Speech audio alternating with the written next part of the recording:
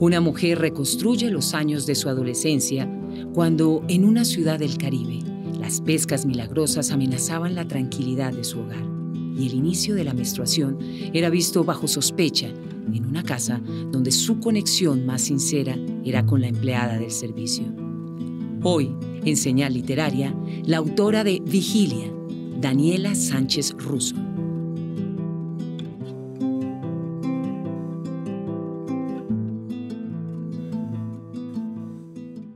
Bienvenidos una vez más a Señal Literaria.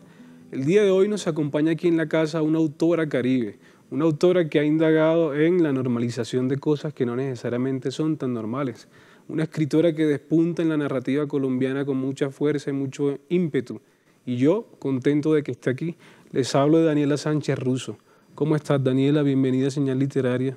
Eric, súper bien, muchísimas gracias por tenerme acá en este programa tan maravilloso y que yo siento que era súper necesario para que los colombianos conozcamos el panorama literario actual del país. Muchas gracias, Daniela, y pues qué alegría para mí que estés acá. Finalmente es el propósito de ser de este programa, que los autores y las autoras como tú, que se vienen consolidando, tengan un espacio en la televisión colombiana. Bueno, Daniela, yo quisiera que conversáramos sobre tu novela. Esta es tu primera novela, ¿cierto? Sí, publicada por Tusquets Planeta. Vigilia, ¿qué nos puedes contar del origen, el germen de esta novela, si se quiere? Bueno, el germen de esta novela en realidad fue como una imagen. Imaginé en un principio a dos hermanos corriendo en una atmósfera muy caliente, en una casa en donde todo era como de alguna forma bien amarillo, la atmósfera era bien amarilla, y los hermanos corrían, digamos, sobre un pasto, en un jardín por fuera de una casa, y mientras que corrían, uno de los hermanos empezaba como a sentir que se estaba asfixiando, que de repente como su corazón se iba a detener, y de alguna forma esta imagen que está dentro de Vigilia fue el germen de Vigilia, como el tratamiento de una relación de los personajes que se llaman Federico e Irene, Federico siendo el hermano menor, Irene siendo la hermana mayor, y como mientras que vemos cómo se consolida esa relación en la novela, vamos como acaparando unos aspectos sobre la domesticidad en el Caribe, sobre la relación de ciertas casas, de ciertos estratos sociales con el resto de la ciudad, y también como un poco como vamos viendo cómo las relaciones en el mundo de la infancia modelan después las relaciones adultas, sobre todo en la protagonista, que es la narradora. Claro, totalmente. Es decir, yo sentí en la lectura que Irene es una mujer que nos está contando desde su presente, en una vigilia un poco permanente, que le sirve para que ella al mismo tiempo tenga momentos de claridad, para que nos cuente lo que pasó en un pasado no necesariamente tan remoto, pero doloroso en la vida de ella, en el que, entre otras cosas, sucedían algunas situaciones en el entorno inmediato que podían ser peligrosas, como las pescas milagrosas, ¿no? Sí, están las pescas milagrosas. O sea, yo recuerdo que creciendo, pues el tema de las pescas milagrosas en los 90s era como radical, no solamente en el formato, sino también porque dentro de Barranquilla, como no se pensaba que la guerra pudiera acontecer también dentro de la ciudad.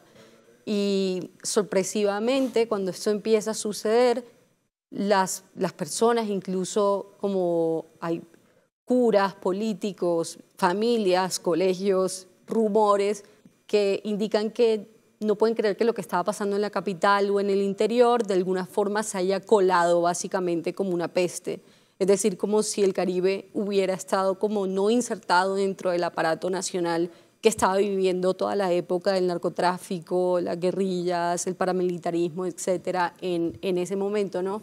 Entonces, un poco yo también quería explorar o tensar la relación entre lo doméstico como este aparato perfecto en donde las cosas son seguras, y qué pasa cuando la sociedad, y una sociedad como la colombiana, empieza a insertarse dentro de ese sitio supuesto de la seguridad.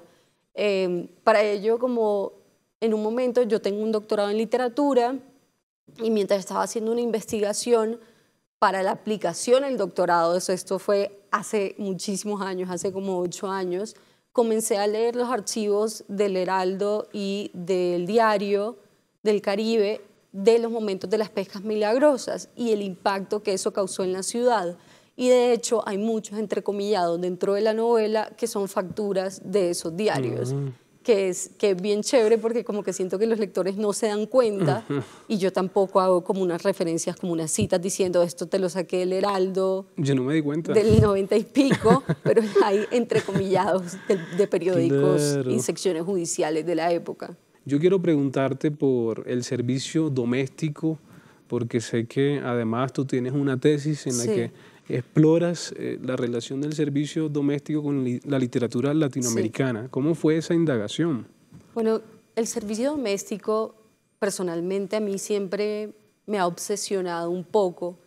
Creo que era algo que creciendo estaba normalizado. Las jerarquías o los niveles relacionales son cosas que están como básicamente como aparatos o como estructuras dentro de uno y que uno después tiene que empezar a deshacer lo que aprendió, ¿no? Entonces la estructura del patrón sirviente o patrona, sirvienta, estaba súper incluido como en mi psiquis, digamos. Cuando yo alcanzo a salir de Barranquilla, me alcanzo a dar cuenta que las relaciones que yo tenía normalizadas no estaban normalizadas en otras ciudades o en otros, digamos, en otros grupos sociales. Y esto a mí me tocó profundamente. O sea, me tocó profundamente encontrar un mundo que podía revelarse de otra forma y que podía reproducirse de otra forma. Y comencé a preguntarme el porqué, digamos, de los orígenes de las relaciones de patronazgo y servidumbre en el contexto latinoamericano, que es, digamos, el alcance del doctorado que yo hice, y luego el porqué de la supervivencia de esas relaciones en por ejemplo, en ciertas ciudades o ciertos grupos sociales, Sí. y también cómo la literatura había retratado estas relaciones a lo largo del siglo XX en América Latina. Como que para mí fue muy, esta palabra va a sonar horrible, como quiero decir nutritivo, pero la palabra es muy fea, pero para mí fue muy rico, de pronto rico es una mejor palabra, poder conscientemente hacer una investigación sobre literatura y servicio doméstico y escribir Vigilia, porque fueron procesos paralelos. Y yo creo que son procesos que se nutrieron mutuamente. Sí. Porque, por ejemplo, mientras hacía la investigación de mi tesis, estudié, por ejemplo, El obsceno pájaro de la noche de José Donoso, Balún-Canán de Rosario Castellanos, La pasión según GH de Clarice Lispector, Horas de Bryce Echenique. Y hay uno como que va captando, por un lado, como el servicio doméstico, pues obviamente tiene su origen en las esclavitudes de la colonialidad, pero luego se vuelven otra cosa cuando se insertan como en las urbes. O sea, eso pasa de un sitio rural a un sitio urbano y a por ejemplo, una arquitectura específica dentro de la casa o el apartamento de clase media o clase media alta, y a unas formas de hablar específicas y a unos estereotipos específicos. Y de alguna forma yo en Vigilia trato o de insertar esos estereotipos a propósito o de romperlos. Claro. Entonces, por ejemplo, la sirvienta doméstica que está dentro de Vigilia, Luzmila, es un personaje que para mí, o mi intención era que tuviera mucha fuerza, que tuviera tridimensionalidad, que no fuera un personaje pasajero, sino que fuera un personaje que pudiera responder, a pesar de que tuviera como también inserta una psicología de la sumisión. Y eso se siente bastante, ¿no? En la medida en la que es un personaje que tiene una voz propia, por momentos se da la licencia de hacer comentarios que no van a caer bien, sí. ¿Cierto? Sí. Me parece que ella es un poco consciente de eso. Pero bueno, Daniela, ¿cómo es esto de la reproducción de las familias heteronormativas en el Caribe y en general? Uno podría pensar en el contexto de latinoamericano, que me parece que la novela indaga un poco en eso. El hecho de que el tipo de familia se esté reproduciendo hasta el infinito un poco, ¿no? Pues, es decir, yo tampoco quiero caer, y obviamente yo tampoco quisiera caer en el lugar de decir la familia heteronormativa se ha salvado del siglo XXI, por ejemplo, o va a salvarse el siglo XXI. Y siempre por eso trato como de dar la vigilia como la localización que tiene, que es como los 90s en Barranquilla, claro. en un estrato socioeconómico muy específico, Claro. en donde sí había como una imposición sobre una familia heteronormativa, padre, madre, hijos, y como que yo siento que también casi que un ADN en donde el cuerpo, por ejemplo, la psiquis de Irene logra sentir como el antepasado y también como una especie de futurología de lo que tiene que hacer. Ajá. Y la pregunta de vigilia es qué pasa cuando ese futuro falla. Ajá. O sea, ¿qué pasa cuando eso se rompe? Sí. ¿Qué pasa cuando eso se rompe incluso en el momento en que se están originando en ti la idea de que tienes que hacer la familia heteronormativa? Porque también Federico, por ejemplo, es un personaje que de alguna forma no cumple y que no cumple desde muy pequeño. Y porque no cumple, digamos, en la novela no sobrevive. Irene trata de cumplir y trata de cumplir y es hasta el final que decide romper. Ajá. Ajá. Y sin embargo, y de pronto esto es un spoiler, pero igual voy a decirlo, la novela termina con un sí, o sea, diciendo que sí a, digamos, a la vida, a la función vital, pero no a corresponder con un modelo planteado por otros, en realidad. Claro, y eso se nota mucho, pero más allá de eso que tú estás comentando, yo creo que en la novela también hay una indagación por la figura de la casa, ¿no? Que si bien está presente eso, esa búsqueda en la literatura del Caribe, yo creo que tú vas un poco más allá con esa indagación sobre la casa como un espacio incluso que sirve como lugar transaccional, pero más allá de eso creo que tu indagación sobre la casa como espacio que se construye va más allá. ¿Qué nos puedes decir sobre eso? Bueno, la casa, para mí había como la superficie de la casa, es decir, cómo está constituida esta casa con su organización arquitectónica, el cuarto del servicio doméstico es muy importante, y otra cosa que permitía la casa era como revisar el mundo interno de los personajes. La casa es un lugar, también repito, en los 90s, donde no teníamos como wifi todo el tiempo, no estábamos conectados en los celulares, en donde permite mucho como el aburrimiento. Y el aburrimiento a su vez permite que los personajes piensen un montón, que tengan que jugar un montón con lo que hay dentro del lugar en el que están. Entonces, por ejemplo, Federico y Irene todo el tiempo están indagando dentro de la casa a qué fantasías pueden someterse en ese espacio. Hay momentos en donde están viendo como a través de las ventanas a dos como ancianas, sirviente y patrona también, que están en sus propios juegos o entramados de cómo constituirse a cada uno. Y para mí el reflejo también estaba en decir que en un espacio tan contenido también pueden pasar muchísimas cosas, que en ese espacio contenido también como está un universo propio y que la novela como género no necesariamente necesita del afuera completamente. O sea, que la privacidad, que el espacio doméstico, que el espacio íntimo también suscita un montón de interés en este género. Claro.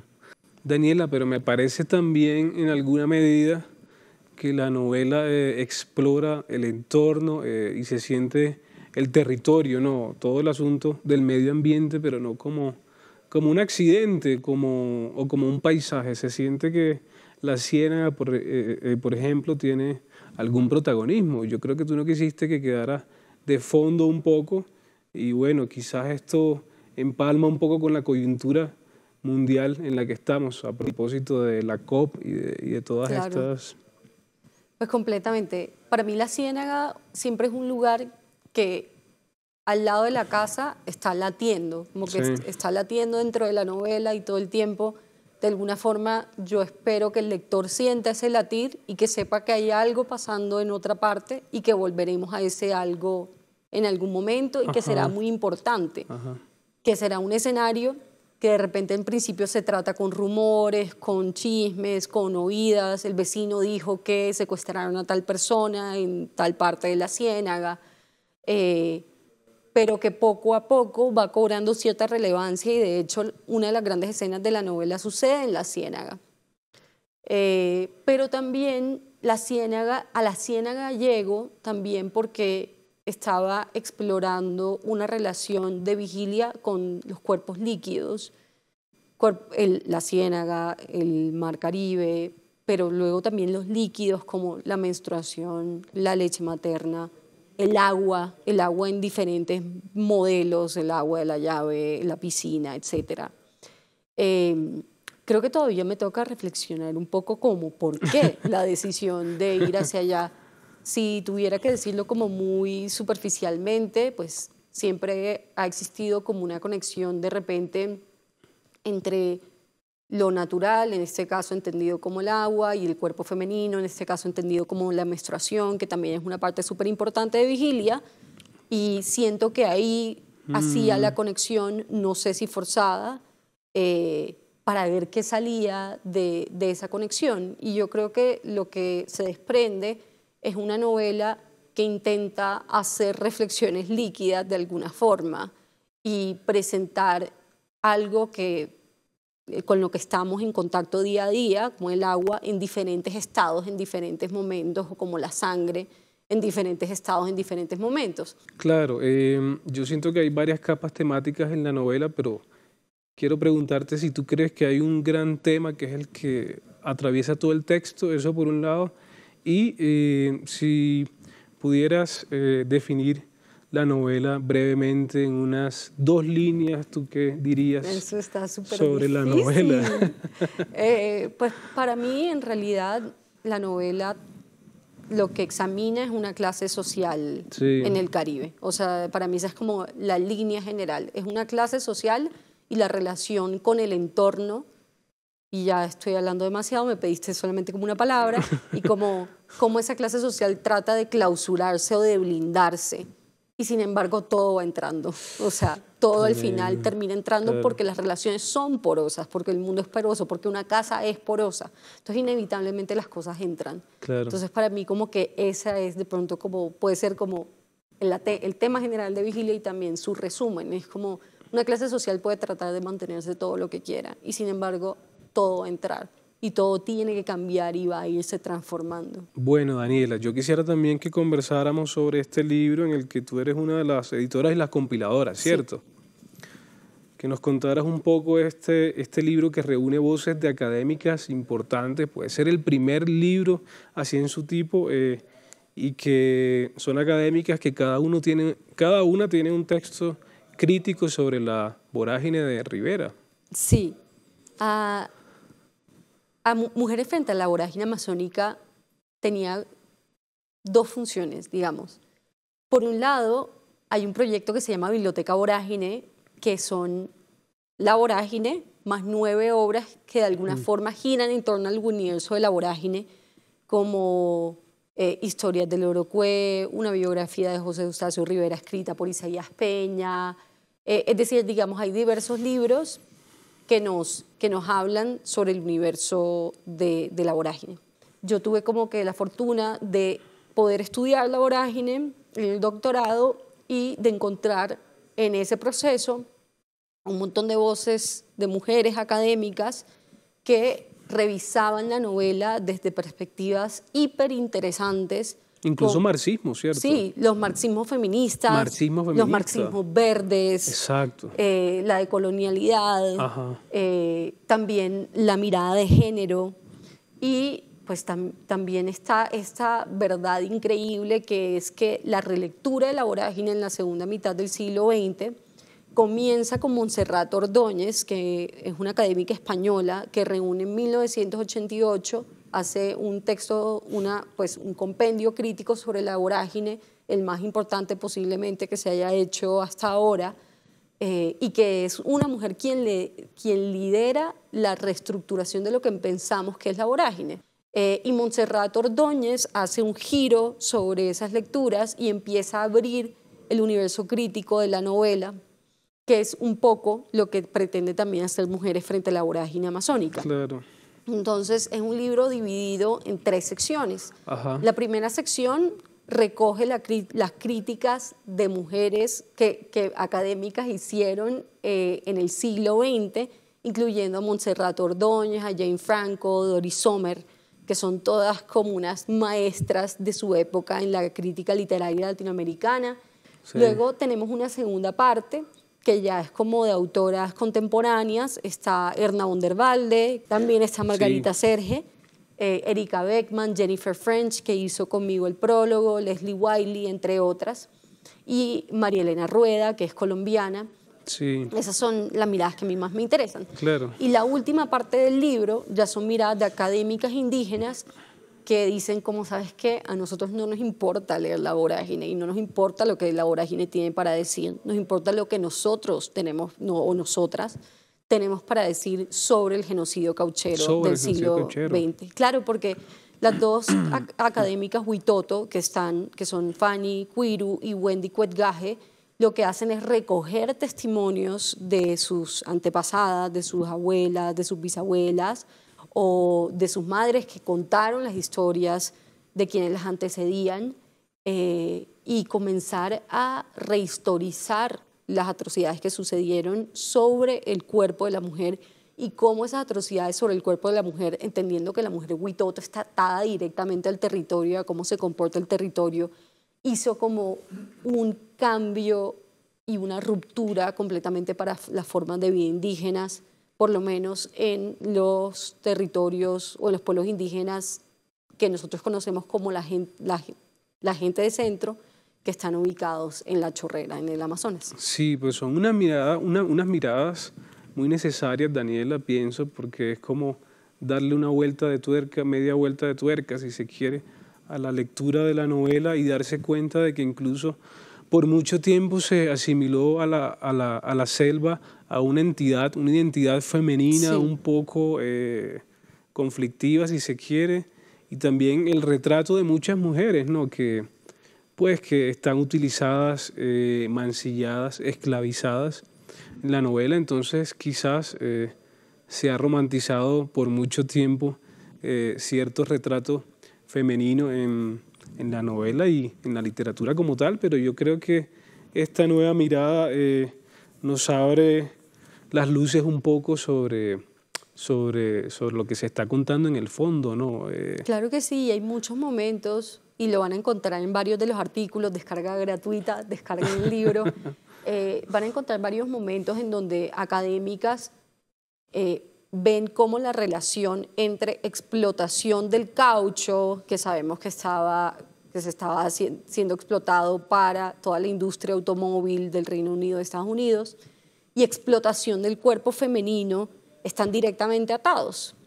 Y no solamente como están directamente atados, sino que la literatura trae como sus propias herramientas literarias o de escritura para exponernos esa relación. Entonces, por ejemplo, hay una escena en donde Arturo Cova sueña que Alicia es básicamente un árbol de caucho que está extrayendo, del que está extrayendo leche. Entonces, ese símil o esa comparación es impresionante. O también hay un momento en que Arturo Cova, en sus ataques de celos, piensa sobre Alicia, que va a ser parte del mercado de explotación sexual de mujeres indígenas, que era como un circuito de la esclavitud cauchera y la explotación cauchera sobre los cuerpos de las mujeres indígenas, porque esto es una forma de poder, de control, de sumisión, de entender que no solamente estás explotando los recursos naturales, sino explotando la población entera, incluyendo claro, a las mujeres. Me parece que es una novela tan vigente que sí, Rivera supo ver que dentro de muchos años se seguiría hablando de ella, y es clave que se hable pues con la mirada del extractivismo, ¿no? Más allá de la mirada romantizadora un poco sobre la novela, es clave, y yo creo que él denunció finalmente todo lo que estaba pasando con el holocausto cauchero y todo esto. De hecho, ahí pues hablaste de la COP16 y vamos a tener una conversación en la COP16 sobre extractivismo y literatura en la vorágine. en el marco de la franja azul, que es bien interesante porque es la franja diplomática y me parece pues bacanísimo que en un espacio así, que uno pensaría como tan estricto, ¿no?, puedan entrar las artes también en conversación, como para decir cuáles son las reflexiones que la literatura puede traer acerca de todos los problemas de medio ambiente que estamos teniendo ahora mismo. Y La Vorágine es como básicamente un compendio de qué hace la literatura por nosotros, para que nosotros podamos comprender cómo todo un sistema, en este caso el sistema capitalista, puede irrumpir sobre los ecosistemas que nos dan vida. Sí, de manera que yo les hago extensiva la invitación para que busquen la biblioteca de La Vorágine, porque creo que es algo muy completo y tiene que ver justamente con todos los temas que se están tratando en esta coyuntura, que se le está dando la vuelta, si se quiere, a muchos asuntos coyunturales que pasan pues, por el medio ambiente, por las relaciones de género y tantos temas tan importantes. Bueno, Daniela, yo te quiero dar las gracias. Y yo también, Eric, la pasé súper bien, te agradezco un montón. Gracias a ti por estar en este espacio, esta señal cálida y nada intermitente, como digo usualmente. Gracias por tu mirada y por esta obra tan necesaria, por todo el trabajo también que estás haciendo con esta biblioteca y con tu buena novela. Entonces, yo te quiero invitar a esa silla amarilla, la famosa silla huérfana, para que nos leas un fragmento. ¿Tú escogiste un fragmento o puedo escoger cualquiera? El que quieras. Es de día, una mañana en que cantan los pájaros y en la que todo tiene un orden perfecto. No, es de noche, una noche en que el niño llora y en que ni los brazos de mamá lo tranquilizan. De repente tocan el timbre. Papá dice que nadie debe salir porque afuera la ciudad no, el país, está oscurecido por la violencia y aún así me adelanto. En el límite entre el andén y la calle, Luzmila está parada con una maleta que dentro tiene un juguete para cada uno. Los reparte. A cambio, mamá le entrega al niño y la negra lo arrulla y dice que cómo no enamorarse de un bebé con ojos del color de los zafiros, y se alza la camisa y pela la teta y le da su leche. Yo me miro en un espejo y yo no tengo los ojos del color de los zafiros, pero eso deja de importar cuando caemos en un sueño profundo. En una única alcoba, como animales domesticados, nosotros soñamos lo mismo y al despertar nos enfrascamos en cumplir estos sueños acorde a las promesas que fueron hechas en los orígenes. Los orígenes se desprenden de distintos núcleos. La profesora de religión de la escuela dice que el origen está escrito en la Biblia. El profesor de filosofía dice que el origen está en los griegos. El de ciencia dice que estuvo en una explosión que sucedió hace mucho, mucho tiempo. Y el de historia concuerda con que esta explosión se dio, pero en una memoria soterrada y apócrifa. Mamá dice que el origen es esta casa, pero no termino de creerlo. El origen sería capaz de entronarse en contra del cuarto de la negra e irlo replegando. Buscar los senderos de la sangre mientras se mira críticamente el pasado es una de las características en la obra de Daniela Sánchez Russo, una autora que nos muestra el lado B del Caribe, el lado B de las cosas.